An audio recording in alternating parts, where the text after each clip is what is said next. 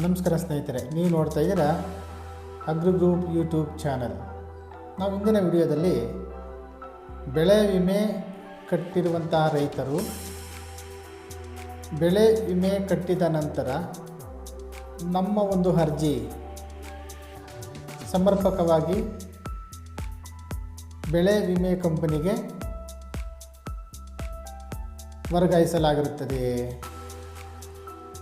ಎಂಬುದರ ಬಗ್ಗೆ ಮತ್ತು ಅದರ ಒಂದು ಸ್ಟೇಟಸನ್ನು ಚೆಕ್ ಮಾಡುವುದು ಹೇಗೆ ಎಂಬುದರ ಬಗ್ಗೆ ತಿಳಿಯೋಣ. ಬೆಳೆ ವಿಮೆ ಕಟ್ಟುವ ಯೋಜನೆ PMFBY ಪ್ರಧಾನಮಂತ್ರಿ ಫಸಲ್ ಬಿಮಾ ಯೋಜನೆ. ಈ ಯೋಜನೆಯಡಿ ರೈತರು ಪ್ರತಿ ವರ್ಷ ಬೆಳೆ ವಿಮೆಗೆ ಕೆಲವಾರು ಆಯ್ದ ಎಲ್ಲ ಬೆಳೆಗಳಿಗೂ ಬೆಳೆ ವಿಮೆ ಕಟ್ಟಬಹುದು. ಬೆಳೆ ವಿಮೆ ಕಟ್ಟಿದ ನಂತರ ನಮ್ಮ ಅರ್ಜಿ ಸಮರ್ಪಕವಾಗಿ ಬೆಳೆ ವಿಮೆ ಕಂಪನಿಗೆ ನೋಂದಾಯಿಸಿಕೊಂಡಿರುತ್ತದೆ ಎಂಬುದರ ಬಗ್ಗೆ ಮತ್ತು ಅದರ ಸ್ಟೇಟಸ್ ಬಗ್ಗೆ ನಾವು ತಿಳಿಯೋಣ ಬನ್ನಿ.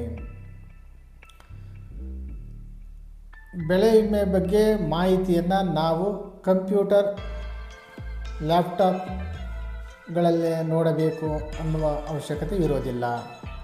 ಪ್ರತಿಯೊಬ್ಬರೂ ತಮ್ಮ ಮೊಬೈಲುಗಳಲ್ಲೇ ಬೆಳೆ ವಿಮೆ ಸ್ಟೇಟಸನ್ನು ಮತ್ತು ಬೆಳೆ ವಿಮೆಗೆ ಸಂಬಂಧಪಟ್ಟಂಥ ಮಾಹಿತಿಗಳನ್ನು ನೋಡಬಹುದು, ಚೆಕ್ ಮಾಡಿಕೊಳ್ಳಬಹುದು. ಹೇಗೆ ಚೆಕ್ ಮಾಡಿಕೊಳ್ಳುವುದು ಎಂಬುದರ ಬಗ್ಗೆ ಮಾಹಿತಿ ತಿಳಿಯೋಣ. ಕರ್ನಾಟಕ ಸರ್ಕಾರ ಬಿಡುಗಡೆಗೊಳಿಸಿರುವಂಥ ಸಂರಕ್ಷಣಾ ಪೋರ್ಟಲನ್ನು ಓಪನ್ ಮಾಡೋದ್ರ ಮುಖಾಂತರ ನಾವು ಬೆಳೆ ವಿಮೆ ಅಪ್ಲಿಕೇಶನ್ನ ಸ್ಟೇಟಸನ್ನು ಚೆಕ್ ಮಾಡಿಕೊಳ್ಳಬಹುದು. ಇನ್ನಿತರ ವಿಷಯಗಳನ್ನು ನಾವು ಚೆಕ್ ಮಾಡಿಕೊಳ್ಳಬಹುದು. ಸಂರಕ್ಷಣೆ ಪೋರ್ಟಲ್ ಕ್ರೋಮ್ಗೆ ಹೋಗಿ ಸಂರಕ್ಷಣೆ ಎಂದು ಟೈಪ್ ಮಾಡಿದರೆ ಸಂರಕ್ಷಣಾ ಪೋರ್ಟಲ್ ಕರ್ನಾಟಕ ಸರ್ಕಾರ ಎಂದು ಬರುತ್ತದೆ. ಈ ಪೋರ್ಟಲನ್ನು ಆಯ್ಕೆ ಮಾಡಿದರೆ ಒಂದು ವೆಬ್ಸೈಟ್ ತೆರೆದುಕೊಳ್ಳುತ್ತದೆ. ಅದರಲ್ಲಿ ಮೊದಲನೆಯದಾಗಿ ನಾವು ಫಾರ್ಮರ್ ಕಾರ್ನರ್ನ ನೋಡಬೇಕು. ಅದರಲ್ಲಿ ಕೆಲವಾರು ಆಪ್ಷನ್ಗಳು ನಮಗೆ ಕಾಣಸಿಗುತ್ತವೆ. ಅದರಲ್ಲಿ ಮೊದಲನೆಯದಾಗಿ ಪ್ರೀಮಿಯಂ ಕ್ಯಾಲ್ಕುಲೇಟರ್ ಎಂದು ಇರುತ್ತದೆ. ಪ್ರೀಮಿಯಂ ಕ್ಯಾಲ್ಕುಲೇಟರ್ ನಾವು ಓಪನ್ ಮಾಡಿದ್ದೇ ಆದರೆ ಅದರಲ್ಲಿ ಕೆಲವಾರು ಮಾಹಿತಿಗಳು ನಮಗೆ ಸಿಗುತ್ತದೆ. ಯಾವ ಬೆಳೆಗೆ ಎಷ್ಟು ಪ್ರೀಮಿಯಂ 1 ಎಕರೆಗೆ ಕಟ್ಟಬೇಕು ಎಂಬುದರ ಬಗ್ಗೆ ಮಾಹಿತಿ ನಮಗೆ ಸಿಗುತ್ತದೆ. ಎರಡನೇದಾಗಿ ಕ್ರಾಪ್ ಯು ಕ್ಯಾನ್ ಇನ್ಶೂರ್, ಯಾವ ಬೆಳೆಗಳಿಗೆ ಬೆಳೆ ವಿಮೆ ಮಾಡಿಸಬಹುದು ಎಂಬುದರ ಬಗ್ಗೆ ಮಾಹಿತಿ ಇರುತ್ತದೆ. ಯಾವುದು ಕಡೆಯ ದಿನಾಂಕ, ಎಲ್ಲ ಪ್ರೀಮಿಯಂ, ಇದೆಲ್ಲ ಮಾಹಿತಿಯನ್ನು ನಾವು ಅದರಲ್ಲಿ ಕಾಣಬಹುದು. ನೋ ಯುವರ್ ಇನ್ಶೂರೆನ್ಸ್ ಕಂಪನಿ ಮತ್ತೊಂದು ಕಾಣಬಹುದಲ್ಲಿ. ಯಾವ ಜಿಲ್ಲೆಯಲ್ಲಿ ಯಾವ ಬೆಳೆಗಳಿಗೆ ಯಾವ ಕಂಪನಿಗೆ ನೀಡಿರುತ್ತಾರೆ, ಯಾವ ಕಂಪನಿಯು ಆಯ್ಕೆಯಾಗಿರುತ್ತದೆ ಎಂಬುದರ ಬಗ್ಗೆ ಮಾಹಿತಿ ನೋಡಬಹುದು. ಮತ್ತೊಂದು ಫೈಂಡ್ ಯುವರ್ ಪಂಚಾಯತ್. ಬೆಳೆ ವಿಮೆ ಕಟ್ಟುವ ಸಂದರ್ಭದಲ್ಲಿ ಕೆಲವು ಪಂಚಾಯಿತಿ ಮಟ್ಟದ ಬೆಳೆ ವಿಮೆಗೆ ಅವಕಾಶವಿರುತ್ತದೆ.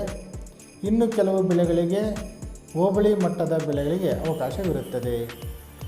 ಪಂಚಾಯಿತಿ ಮಟ್ಟದ ವಿಲೇಜ್ಗಳು ಅಂದರೆ ಊರುಗಳು ಆಯ್ಕೆಯಾಗಿರುವುದನ್ನು ನಾವು ಫೈಂಡ್ ಯುವರ್ ಪಂಚಾಯತ್ ಒಂದು ಟಾಪಿಕಲ್ಲಿ ನಾವು ಆ ಒಂದು ವಿಲೇಜುಗಳನ್ನು ನಾವಲ್ಲಿ ನೋಡಬಹುದು.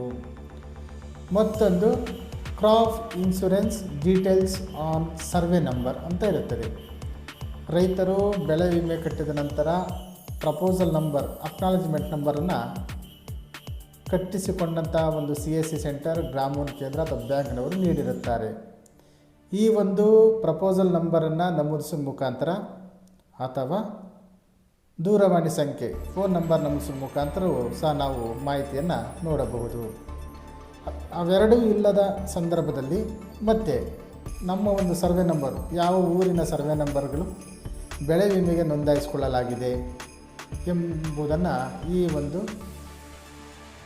Crop insurance details on survey number ಮುಖಾಂತರ ಸರ್ವೆ ನಂಬರ್ಗಳನ್ನು ಆಯ್ಕೆ ಮಾಡೋದ್ರ ಮುಖಾಂತರ ನಾವು ಬೆಳೆ ವಿಮೆಯ ದಾಖಲೆಯ ನೋಂದಣಿಯಾಗಿರುವಂತಹ ಮಾಹಿತಿಗಳನ್ನು ನಾವಿಲ್ಲಿ ನೋಡಬಹುದು.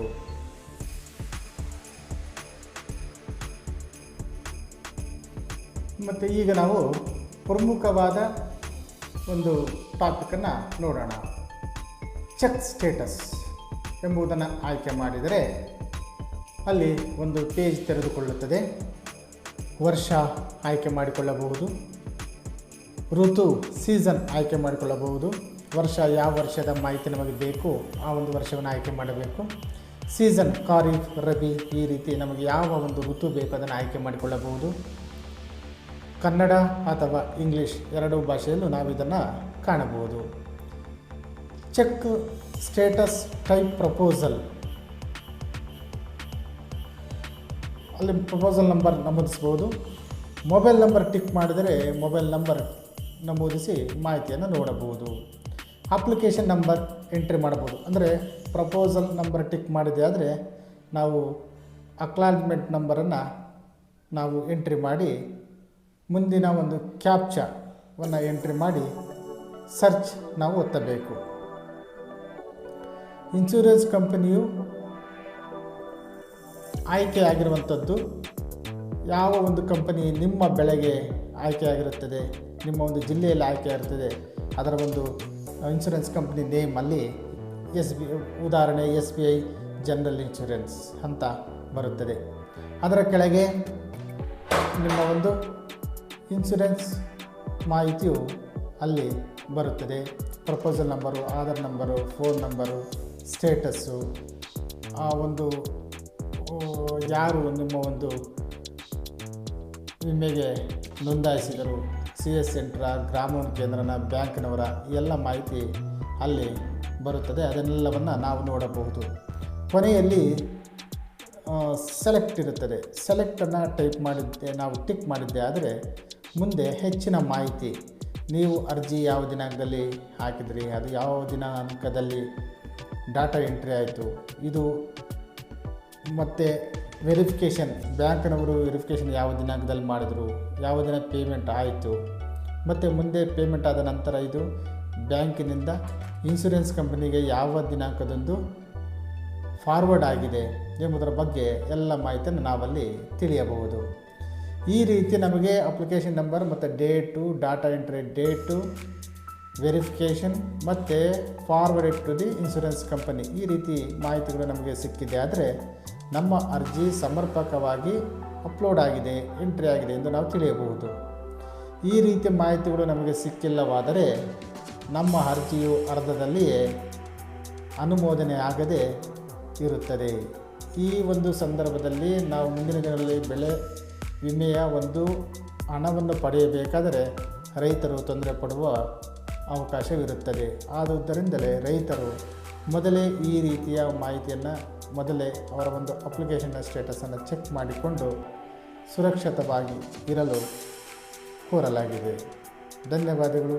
ನಿಮಗೆ ಮಾಹಿತಿ ಇಷ್ಟವಾದರೆ ಲೈಕ್ ಮಾಡಿ, ಶೇರ್ ಮಾಡಿ, ಸಬ್ಸ್ಕ್ರೈಬ್ ಮಾಡಿ. ಜೈ ಜವಾನ್, ಜೈ ಕಿಸಾನ್.